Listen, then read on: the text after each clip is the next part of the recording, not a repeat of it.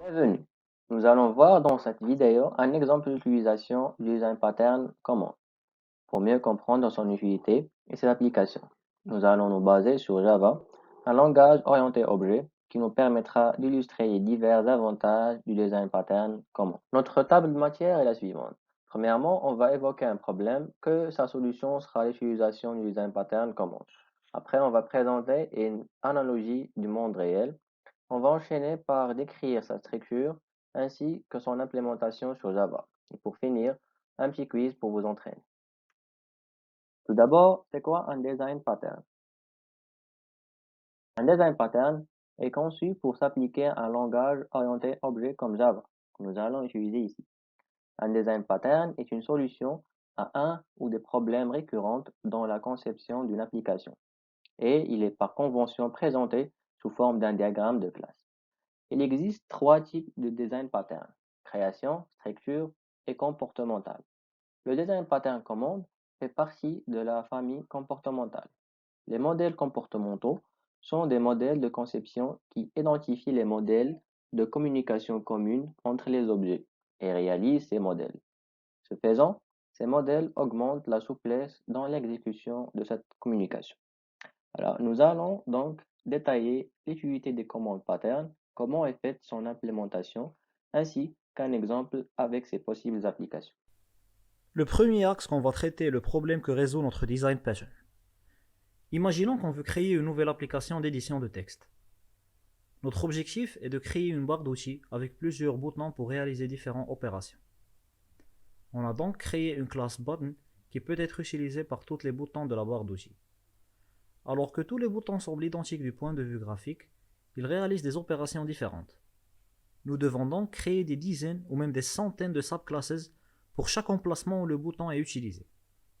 Ces subclasses devront contenir le code qui doit être exécuté lors du clic du bouton. On s'aperçoit rapidement que cette approche est pleine de défauts. En premier lieu, on se trouve avec des dizaines ou même des centaines de subclasses qui héritent de la classe bouton mère, et si jamais on se trouve dans l'obligation de modifier le code de la classe bouton, on devra modifier par la suite le code de toutes les subclasses qui héritent de la classe bouton. Ensuite, le code qui relie la Graphical User Interface à la logique de notre application est directement accessible depuis le côté client. Les principaux défauts de notre application sont donc qu'elle n'est ni sécurisée ni maintenable.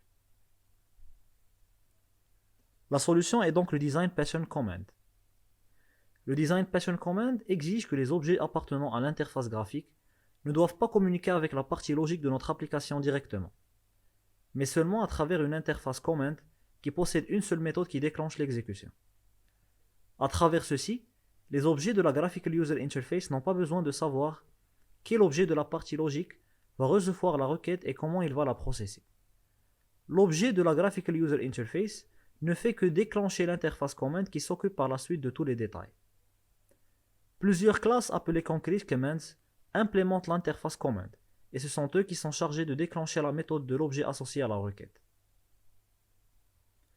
Le Design Pattern Command permet donc de résoudre les problèmes qu'on a rencontrés au début du développement de notre application.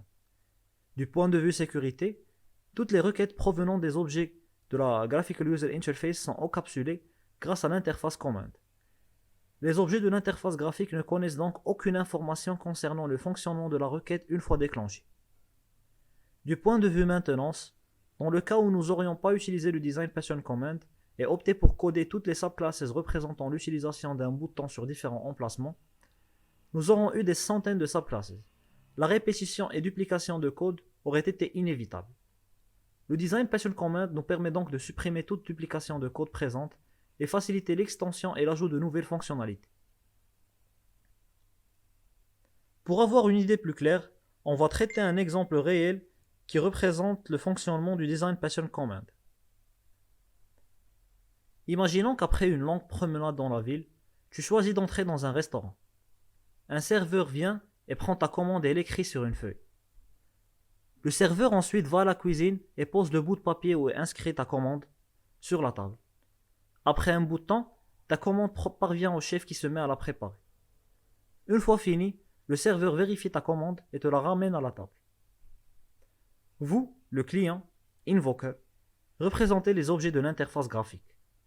Le serveur représente quant à lui l'interface command qui relie entre vous et le chef de cuisine, le receiver, sans que vous sachiez qui est le chef ni comment il prépare votre commande. Dans le cas où vous voudriez modifier votre commande, vous n'allez pas vous adresser au chef directement, mais au serveur qui va ensuite transmettre le message au chef, qui va par la suite exécuter les modifications souhaitées. À travers cet exemple, il nous est maintenant clair que le design pattern command est primordial pour préserver la sécurité et la maintenance de notre application. Avant que je laisse mon collègue Ilyes Irgi prendre la parole, je vais résumer les principaux composants de la structure de design pattern command pour que vous puissiez suivre durant l'implémentation du code. On trouve trois éléments principaux. L'invoker, c'est l'objet de notre application qui déclenche les requêtes, représenté par le client dans l'exemple précédent. Ensuite, on trouve le command. C'est une interface qui a pour but de transmettre les requêtes depuis l'invoker jusqu'à le receiver, à travers les classes concrete commands, représentées par le serveur dans l'exemple précédent. Et enfin, on trouve le receiver, une classe qui a comme responsabilité de traiter les commandes reçues, représentée par le chef de cuisine dans l'exemple précédent. Implémentation de pattern command. On commence notre exemple par une mise en scène. Nous allons simuler un système de fichiers, file system. L'utilisateur a le choix entre trois boutons qui jouent le rôle de l'invoker ou le déclencheur. Open bouton, write bouton et close bouton. Du point de vue utilisateur, l'utilisation du pattern command ne va pas être visible. En effet, ces boutons vont exécuter l'une des commandes Open File Command, Write File Command ou Close File Command, qui vont eux-mêmes par la suite exécuter les méthodes nécessaires de receiver qui est le file system. Voici le diagramme d'autres exemples. Tout d'abord, on a l'interface command qui comporte la méthode execute. Ensuite, on a les trois commandes concrètes Close File Command, Write File Command et Open File Command qui implémentent l'interface command et qui prend en argument un file system et redéfinit la méthode execute. On trouve ensuite le invoker, le déclencheur, myFile. On a aussi l'interface receiver qui est le file system qui comporte les méthodes OpenFile, WriteFile et CloseFile. Enfin, on a les deux objets receiver qui ont le file system d'un système d'exploitation défini. On a ici Unix et Windows. La classe file system utile va nous générer une exploitation utilisateur qui sera soit Unix ou soit Windows. Passons maintenant à Eclipse pour taper notre code. Alors, on est sur Eclipse. Alors, on a commencé par créer le projet Design Pattern Command. Notre diagramme, il est là. Alors, on va tout d'abord commencer par créer l'interface File System Receiver qui comporte les trois méthodes OpenFile, WriteFile et CloseFile.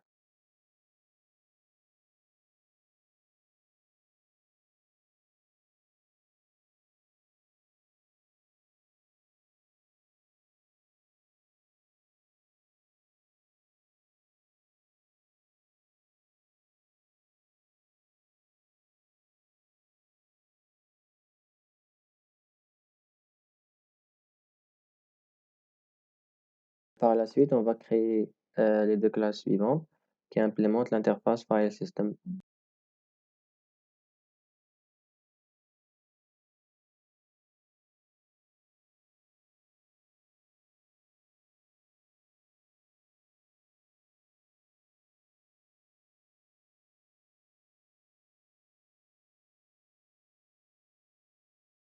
Alors là, dans ces méthodes, alors on va juste afficher un message dans l'écran du utilisateur.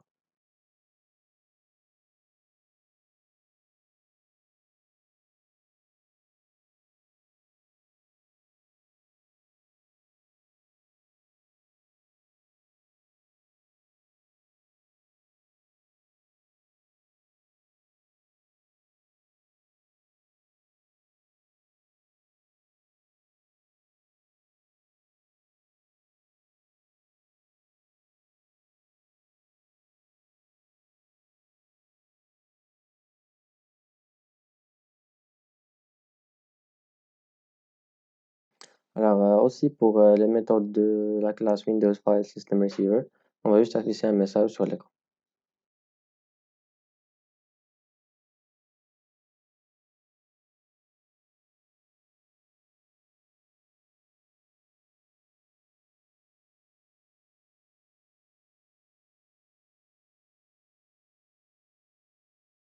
ensuite, on va créer l'interface commande qui comporte la méthode execute.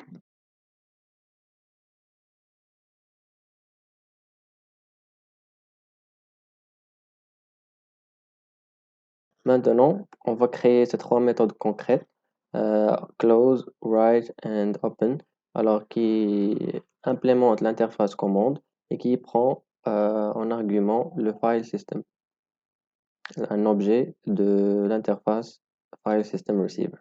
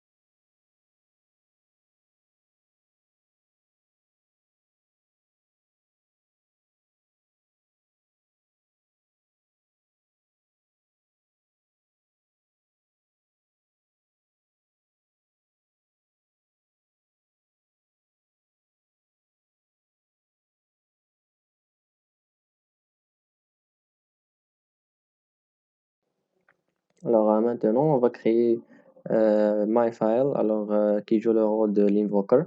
Il prend en argument commande un objet de type interface commande.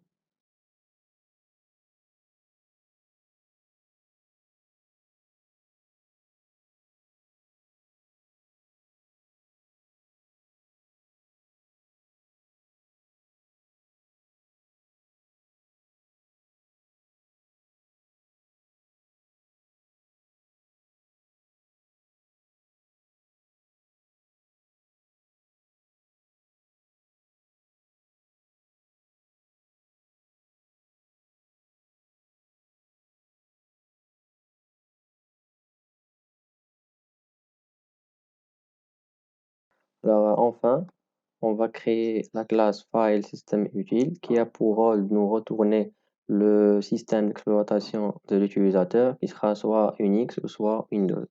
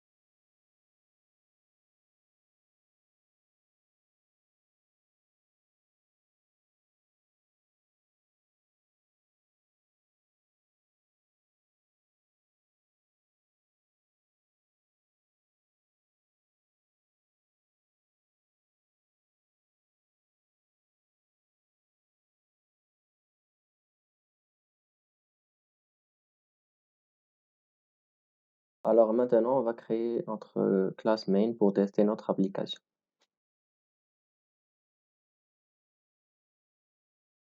On va créer le receiver.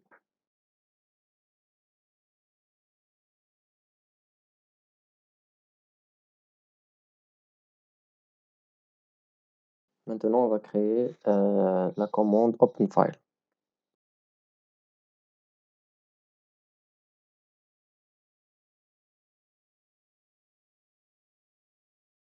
qui prend en argument le receiver fs.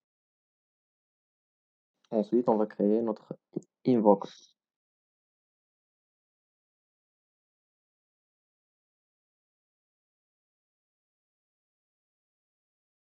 qui prend en argument la commande OpenFile.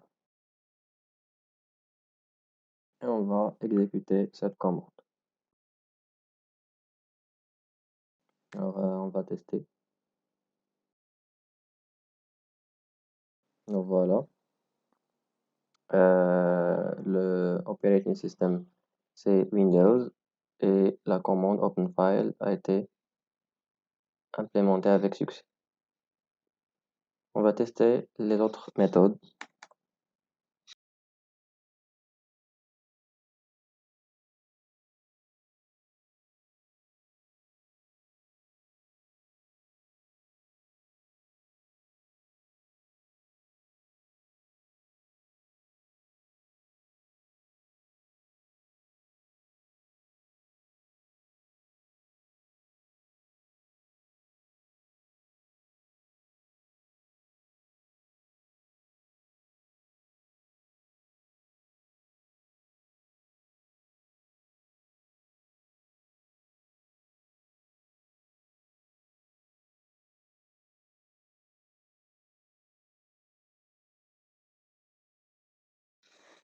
Alors, on va tester.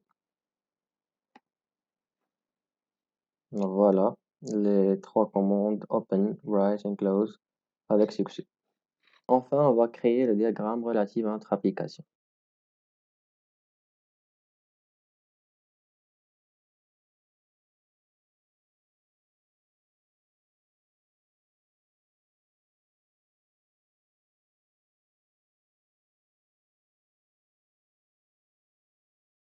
Voilà, c'est le même diagramme du départ.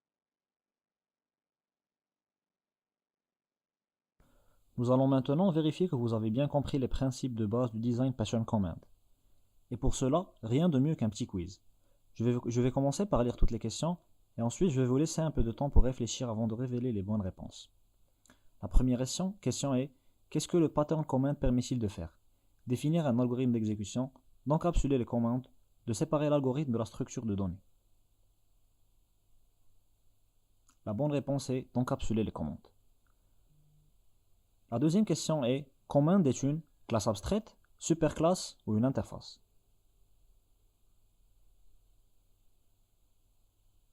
Command est une interface.